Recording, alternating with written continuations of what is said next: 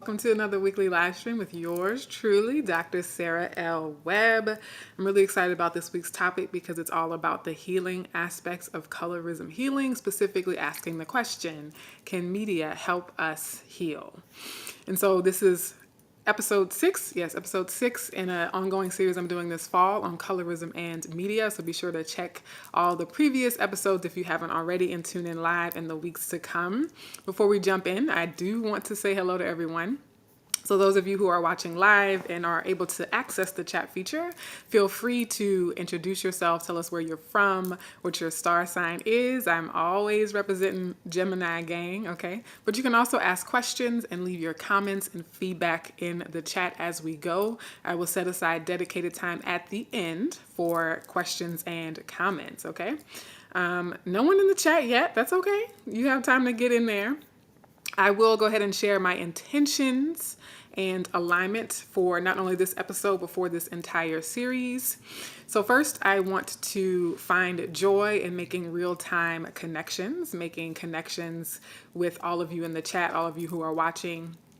And we also want to dig deeper. And so a lot of times people want to skim the surface when it comes to things like colorism or, rehash the same topics. And so for me, being able to have the conversation week after week, the goal is that we can peel back the layers, dig deeper, get beyond the surface stuff. And also definitely if you're like, oh, it's just entertainment, it's just a joke, who cares, it's just a movie, this ain't for you, okay? This is not the vibe, right? We know that representation matters. We know that stories matter. We know that narratives matter and all those sorts of things.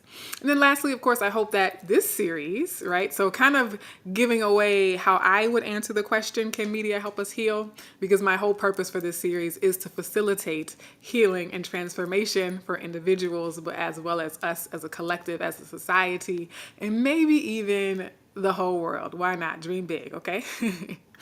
Let me check the chat. Hey, Michael, let's go. Always getting it popping, you know. All right, so I want to start. Let me get back and close up all of this stuff.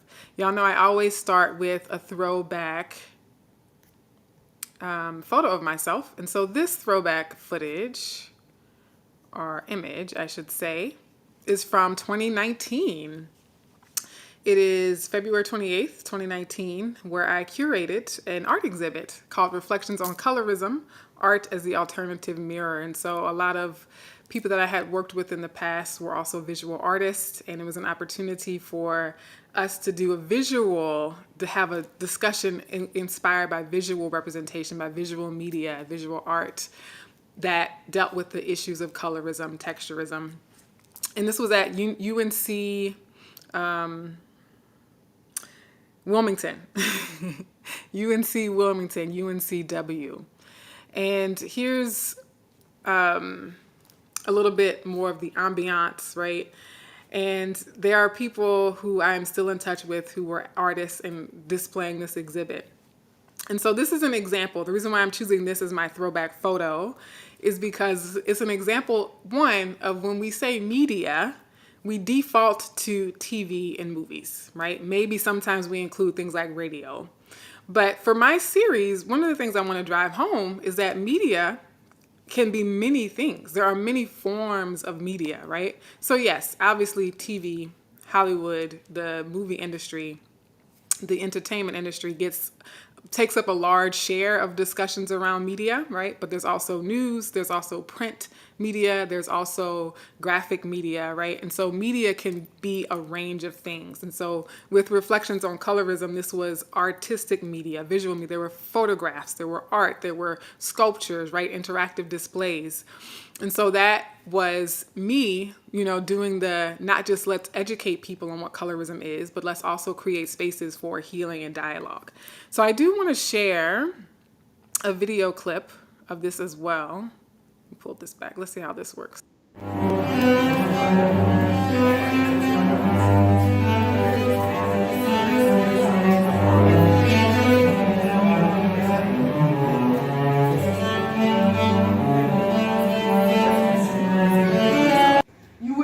Surprised to know that I have experienced colorism. So in dance class one time, another African American, right, so same racial category, another African American student looked at me and said, ew, you're so black, right? And so again, we think of black as being this racial category and that you can be different skin tones of being black. But apparently for this other racially black person, my color was a little too dark for her life. So I know last time I played a video there was echo and people couldn't really hear the audio. Hopefully the audio was better that time around. But one, I just wanted to show what the exhibit looks like, but also a bit of my talking as part of the opening night of the exhibit. And so in case there was some echo going on, I just shared an experience in dance class where another black girl looked at me and said, ew, you're so black, right? So explaining to people that even though we all identify the same racially, because of variations in our skin color, there's differential treatment, there's discrimination and bias, right?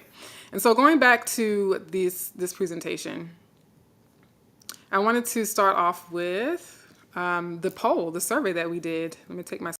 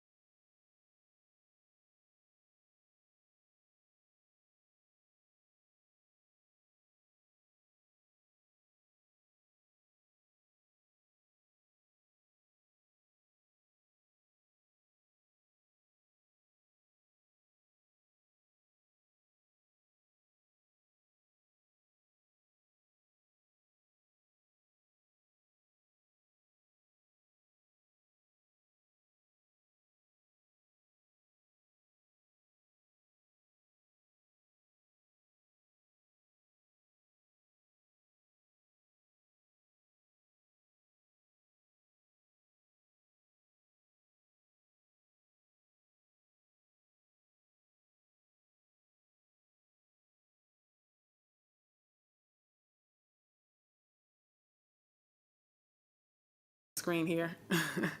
Reminding folks that there are multiple forms of media. And so you might kind of scoff at the idea that media can be healing, especially last week's survey where people were like, oh, the media is so unethical and so biased, right? So again, there are multiple spaces when we talk about media and the opportunities and the potential for what media can do in terms of constructive feedback or constructive purposes. And so this is an example here of exactly why I asked that question of why I'm doing this series, because I want us to feel like we have more agency when we talk about media and colorism. And so I want to share some of the media. I'll start with some of the media that media has helped me heal. So literature is a form of media. And actually I'm reading Better on Black by why is her name escaping me? Ebony K. Williams, by Ebony Williams, her new book, Better on Black. And she talks about how literature and books are some of the oldest, most traditional forms of media, right? It was an original form of media long before sitcoms came into being. And so for me, print media in the form of novels and memoirs, right, like Dust Tracks on a Road by Zora Neale Hurston, these are books. Some of them autobiographical, some of them fictional, some of them a little mix of both, where they feature conversations about colorism, explicit discussion, explicit conversation about colorism. They feature dark-skinned characters. They're written by, some of them were written by dark-skinned people. And so we have Dust Tracks on a Road by Zora Neale Hurston, Maud Martha by Gwendolyn Brooks, one of my absolute all-time favorite books. Coffee Will Make You Black by April Sinclair, which deals with colorism, texturism, featureism, also sexuality and coming of age as a young black girl. And then also The Black of the Berry by Wallace Thurman. Finding that book in my freshman year of college completely changed how I felt, right? To read an entire novel where the theme on every page was what it was like to live in the 1920s in various parts, you know, of the country, particularly Harlem, and be a very dark-skinned black woman and what that experience was like. And so, yes, media has helped me heal, but it goes beyond just books, right? For me especially.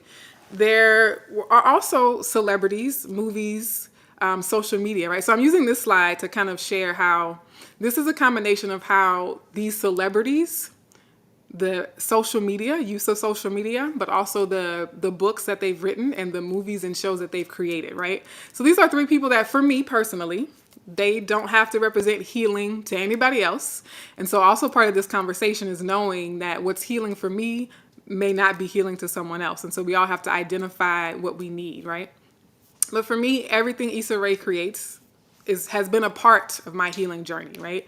Viola Davis, following these people on social media, seeing the projects that they work on, seeing Viola Davis's book, especially her memoir that came out last year, Gabrielle Union, right? You know what I mean? Like, these are people that when I see them, I love to follow them on social media because it's part of my healing to see these beautiful, talented, successful women who've overcome a lot in their personal lives, who have pursued their ambitions while still thriving in other areas of their life, right? It's just really inspiring and healing to see them, whether it be in their movies or TV shows, in the books that they've written, or again, just in their social media feeds. And then lastly, if you know me, raise your hand if you think where I'm going next. If you feel like you know what the next slide is going to be about. Those who know me really know that I can't talk about healing and media. I can't say anything about media without talking about music. Whew, music. Okay, when it comes to can media help us heal, let me tell y'all. When I first heard Little Girl Blue by Nina Simone, I was like, I didn't grow up listening to Nina Simone, okay? So I didn't really discover Nina Simone's music until college. And when I saw her face, when I saw her image, when I saw what she looked like, and then when I listened to the lyrics of some of her songs, I felt so seen. I felt like this complete side of my history, of my legacy, right, as a dark-skinned Black woman had opened up to me, right? And then, of course, India Arie. I'm not the average girl from your video, right? Like those moments, not only the lyrics and listening to the music, because I do believe that just the musicality of something, right? The poetry of music, the sounds, the vibrations, the literal vibrations of a song can heal us on a subconscious level, on a very visceral level. But then also seeing the image of these women, seeing the image of these dark-skinned Black women has been so healing. And then more recently with someone like Danielle Brooks, particularly her song, Black Woman, right? Like that song makes me cry. If you've never watched the video, watch the video of Danielle Brooks's Black Woman, because there's a scene in the second verse where she, just kind of breaks down, right? Like she's lip syncing to her songs and then she stops and she just like has to wipe her eyes because she's getting so emotional. And so for me, 3 examples. Let me know in the comments if you resonate with either books or social media or certain celebrities or songs or musicians, music artists that have made you feel seen or that have spoken to your story in some way. Okay, because for me, those are a few examples. When it comes to music, I have a whole playlist. Okay, people keep telling me to make a playlist. But I'm like, I want it to be perfect. And so I have this like procrastination because like, oh my gosh, like I can't publish a playlist for the world and like there's too many choices. So I want to end my part of this before I see what people are saying in the comments with a discussion on, let me make this look like this. Okay.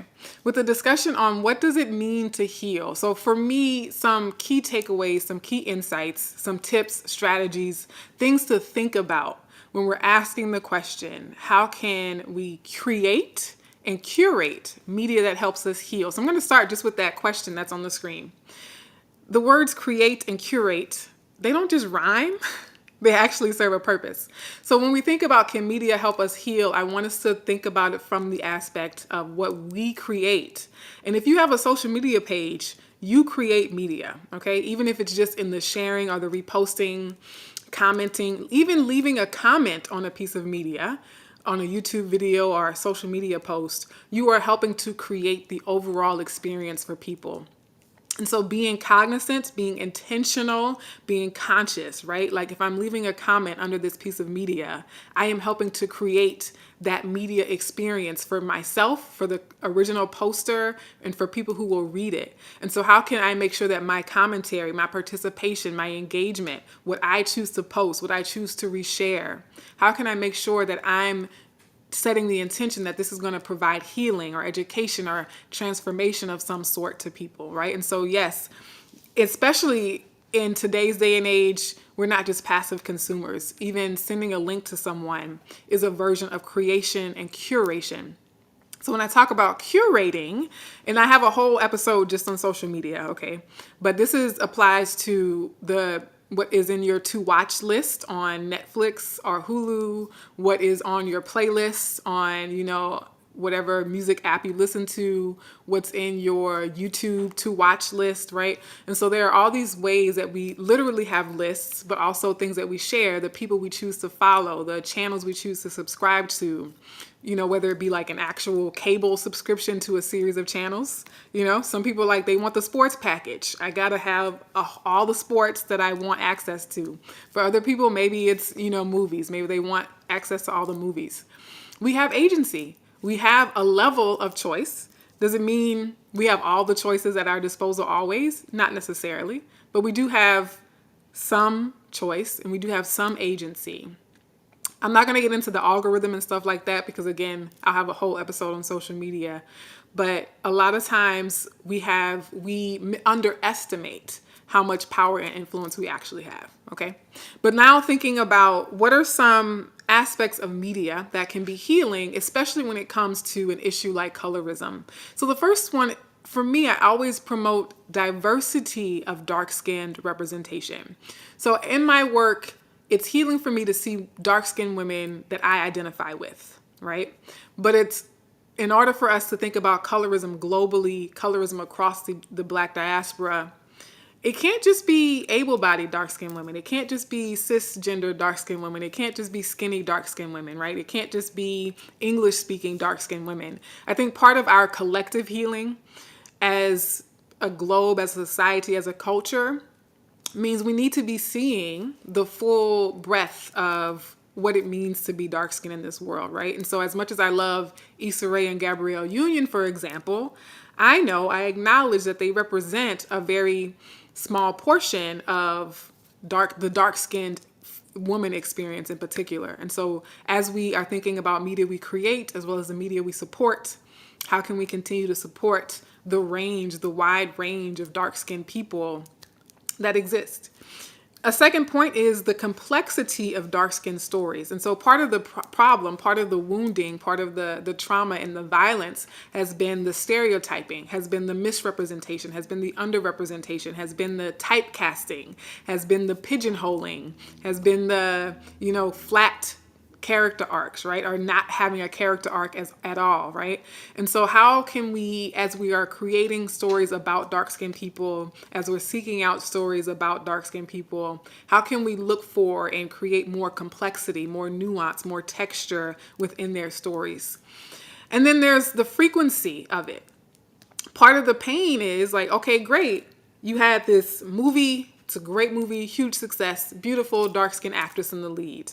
But if it's another 10 years before we get that, that's also part of the problem. And so it's not enough to just say, remember that one film 5 years ago, right? We need the consistency. We need more frequency of these representations. And I often say that one of the reasons why there's so much debate and so much argument around Black representation is because there just isn't enough of it, right? And so we cling to this one movie or we cling to this one TV show as needing to do it all, right? We need this actress to be all things to all people. We need this sitcom to be all things to all people because we don't know when we're going to get another shot. We don't know when we're going to get another, dark-skinned woman in a leading role in a blockbuster film. And so there's so much pressure to get it right because the opportunities to get it right seem to be few and far between. And then also, I have said this many times, but it bears repeating. It's the quantity and the quality. So those two things have to be present at the same time. Yes, we want more in terms of amount of dark skin representation, but we also want better in terms of the type of representation we're getting, okay? And then a few things in terms of the curating side. So us as consumers of media, multiple forms. So don't just rely on movies. Don't just look to TV shows, right? Like the comment I shared a few slides back. Listen to podcasts. Try different music. pick up books, right? Go to photography exhibits. I think there are so many beautiful art exhibits that are featuring Black representation, that feature dark skin representation, in various cities from time to time. Some of them are standing exhibits. So there are so many ways to expose ourselves to multiple forms of media. And of course, social media, who you subscribe to, who you follow. And then the third thing is that media created by dark-skinned people. So this is a big one. As you are seeking out these forms of media, yes, we want everyone to acknowledge and be able to understand and reflect on the roles that dark-skinned people play in their stories. But it's that much more important that those stories come from dark-skinned people themselves, right? And then expanding our imaginations. I'm going to sit on this one for a little bit, because when I see the misrepresentation of dark-skinned women in particular, when I see the typecasting, when I see the stereotypes, it's as if the people creating those stories have a very limited imagination about what dark-skinned women are and who dark-skinned women are, right? And I see it all the time. And usually those people are not themselves dark-skinned Black women.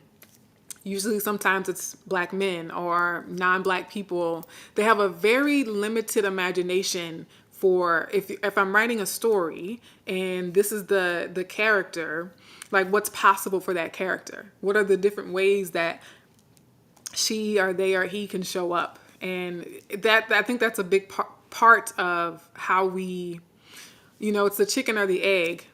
You have a limited imagination because you're constantly exposed to stories that are one note. And then when it's time for you to create the story, you're leaning on that exposure, right?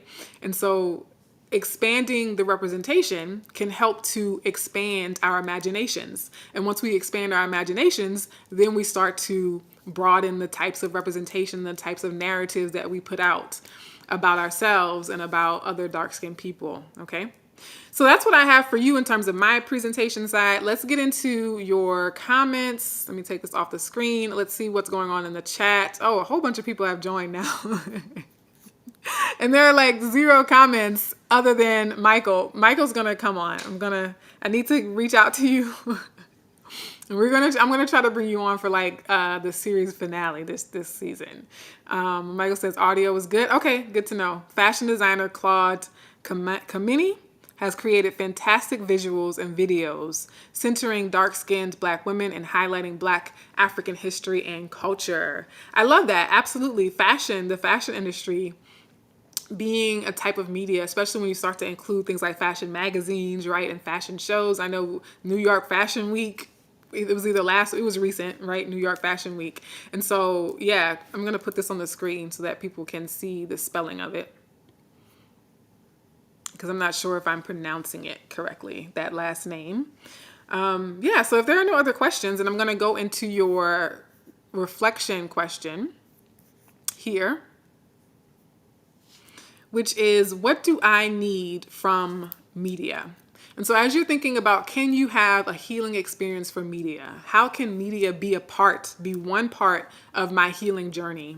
One is to think about, what do you need? And so when I shared the examples of pieces of media that have helped me heal throughout the years, one of the things I needed was explicit conversations about colorism, especially in those books, right? Like Maud Martha, Coffee Will Make You Black, The Blacker the Berry. Part of what healed me with those books was that they were explicitly, directly, openly talking about colorism, not just talking about racism in general, right? Not just talking about, women's issues or being a Black woman in general. Like, they really honed in on color, on hair texture, on skin tone, on having, and all the various nuances of that. And so that's one of the things I needed and continue to need in media that I consider healing. And so for you, part of your reflection question is to ask, what do I need from this social media profile? What do I need from TV? What do I need from music that would be a part of my healing process? And so for you, maybe it's just the visual image. Maybe you just need to see people who look like you, right? And then your opportunity for growth and transformation is to journal about the ways you can use media to heal yourself and others. So going back to the slide, you can just take the little move the needle back if you want to see that previous slide. But I mentioned how the things that you share, one of the Instagram post I shared about we don't need to share traumatizing or violent examples of colorism in order to talk about it. So sometimes, instead of sharing the sensational, oh, look what this person said, or look at this egregious act of colorism, maybe it's sharing an affirmative thing for a dark-skinned woman, right? That's part of the how you're using media in a healing way, right? So and I see a lot of accounts that do that. There are a lot of accounts, I think some of them are called like dark-skinned Black women, right? Or dark-skinned love or love dark-skinned women. I think that's the name of one of the accounts.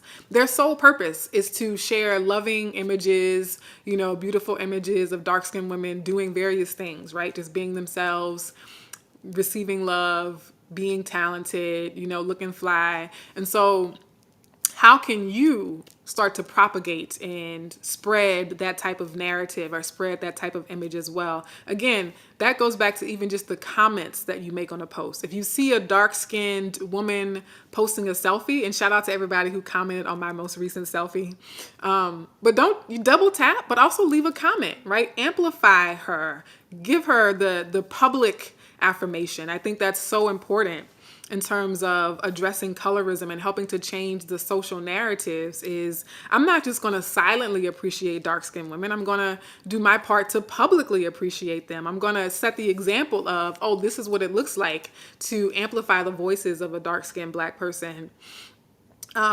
But then also, if you are someone who does other types of media, whether it be in fashion, whether you are making a marketing campaign for your business, if you're putting together a brochure for a flyer, right? If you're designing an invitation to your kid's birthday party, right?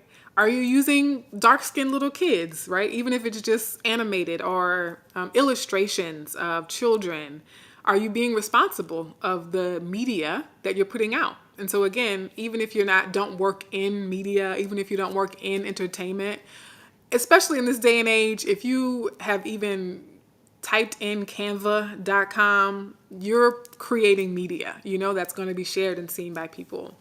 And so the last thing I'll say in terms of your affirmation, I stock my healing toolkit with a variety of resources.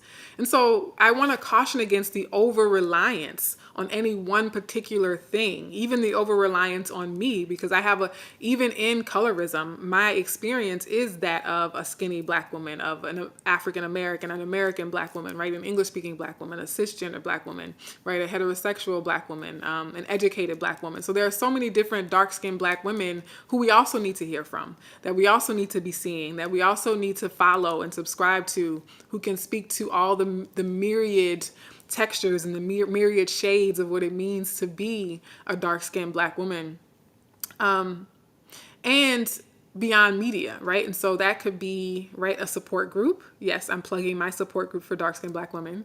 That could be counseling. That could be therapy. That could be other forms of self-help. It could be physical exercise. It could be your spirituality or your religion. There are so many different pieces that make up the quilt or the patchwork of your healing toolkit. And so just reminding you that if you like music like I do, I'm obsessed with music. Okay. That's why I'm ending on the music. My last episode is going to be about music, so I could just go all in on all the music I love, and we could just hopefully play some songs, etc. But if you're listening to music anyway, right, start to reflect on, okay, how can this become a part of my healing strategy? How can this become a part of my healing, a resource that I use in my own healing journey? All right, so that's what I have. Let me get back to the comments. Okay, a few more comments have come in. So let's see what you are talking about here. We have Disappointed Dinosaur. This is such an interesting screen name. Chrissy, an influencer on YouTube, was the first time that I ever heard anyone publicly speaking life to my painful story of colorism, hairism, and the gaslighting from the BC toward BW and girls, Black women and girls. Yes, I know Chrissy. I know a lot of these people. I know so many platforms, so many pages on YouTube and Instagram, right? And actually, Cola Booth, I was going to include a picture or a screenshot of her YouTube videos as well. But yeah, so that's an example of how it doesn't just have to come from the major TV networks. It doesn't have to just come from what's playing on the radio. You can get on Google and start to search on YouTube. You can start to search in your Instagram discovery page for other people that might fill the gap for you in terms of the representation that you're really seeking and needing. Norma says, funny how stock photography lagged behind. Michael says, I recently also made a LinkedIn post about you, Dr. Sarah, but you MIA on LinkedIn again. Okay, I'm going to go look for that. Not today because I have like other things back to back right after this. I will log into LinkedIn again, Michael, and look at that comment. Born Earth, another really interesting screen name, says, thank you for your brilliance, Dr. Webb. You know, I'm a little triggered by non-Black folks using images of dark Black people, especially if they don't explicitly support Black folks. Oh, so Born Earth, let me put this on the screen. Yeah, so this is, there's this thing that happens, I think this is what you're speaking to, of in order to appeal to people's desire for inclusivity, in order to appeal to the cultural expectation that people not be racist and that people have diversity, they will use the imagery of darker skinned people without doing any of the internal work, without doing any of the critical work to understand, one, is including that image actually doing what I think it's doing? Or could it actually be doing harm, right? Because again, it's not just are they present, but it's like, how are they present? Okay, because a lot of people will throw in an image or cast, I especially see this in casting, like, oh, there was a dark-skinned Black woman in that movie, we did our part. I'm like, but what role did she play? Like, her character arc was trash. You know what I mean?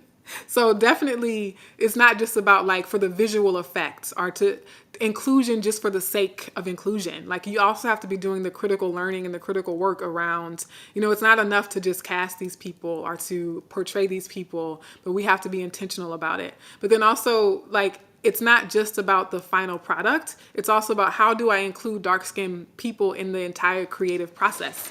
How do I, and the walls have spoken. The windows went crazy when I said that. They were like, yes. So if you want to diversify the images you put forth, but you're not willing to diversify your staff, if you're not willing to have dark-skinned Black people on your illustrative team, on your marketing team, on your creative team, then you're still causing harm. You're still creating harm, right? Yes. Let's see. Chrissy started Hearing Journey 7 years ago, which has brought me to you today. Aw, that's so sweet. Disappointed dinosaur. Kyra Barr says, it would be lovely if we could create our own repository of African American images to use from. Yeah, in terms of stock photography, you mean? There are people who have attempted to do this. I think there's one called the Black Beauty Archives. I'm not sure if everything is like copyright free though. I think the issue would be like, yes, there are archives, there are repositories, but are all of those images and items free to use like over again? But yeah, I think there have been attempts. I know I subscribed for a while to this stock photography service that was created by Black people, and so they were curating an entire archive of stock photography featuring Black people, right? And I don't remember the name, but if I remember it or can find it again, I'll try to add it to the comment section or to the caption here. Born Earth says, "Yep, you hit it right on the head." Caressa, hey Caressa, you said exactly, it's true. I just wanted to put you on the screen there.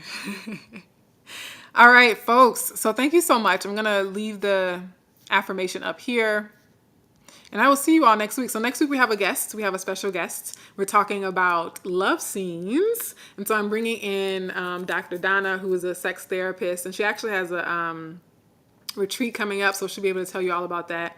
But yeah, we're going to talk about, broadly speaking, how media shapes desirability politics, how media shapes and conditions what we find attractive, what we find beautiful, and who we think are ideal partners, but also maybe looking at some actual love scenes, and love scenes being everything from, you know, like, we're not going to show sex scenes on TV, but we might discuss them, right? All the way up until like wedding scenes. I'm thinking about the infamous wedding scene in A Different World, right? Where Dwayne runs in and like tells Whitley like, no, you have to marry me or whatever.